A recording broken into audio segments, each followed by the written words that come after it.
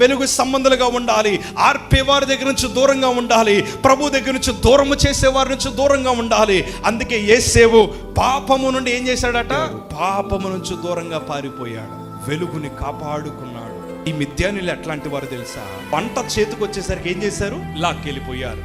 వారికి మేకలు ఉన్నాయి, గొర్రెలు ఉన్నాయి, ఒంటెలు ఉన్నాయి, గుర్రాలు ఉన్నాయి, రకరకాల సంపద అంతా వారికి ఉంది. వాటన్నిటిని కూడా ఏం చేశారు? దోచుకొని వెళ్ళిపోయారు.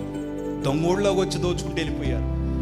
ఈరోజు నేను అంటాను, చీకటి సంబంధులు మీ ఆత్మీయ జీవితాన్ని దోచుకుంటారు. ఎందుకంటే అది ఉన్నతమైన ఆస్తి మనకు దేవుడిచ్చింది. ఒక క్రైస్తవుడు సంపాదించుకున్న బలమైన ఆస్తి, స్థిరమైన ఆస్తి ఏదన్నా ఉందంటే అది మన భక్తి జీవితం.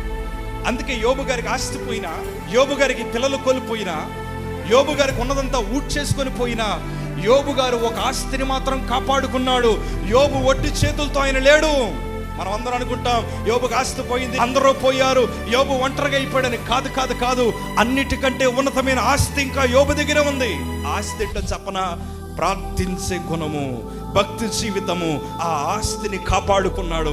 అందుకే రెండంతల దీవెనలు యోబు కాళ్ళ దగ్గరికి దేవుడు తీసుకొచ్చినట్లే మీ ఆత్మీయ ఆస్తిని మీరు కాపాడుకోగలిగితే అడిగిన వాటన్నిటికంటేను, ఊహించిన వాటన్నిటికంటేను అత్యధికమైన మేలుల చేత నా ప్రభు మనందరినీ నింపుదురుగాక యేసు నామములో.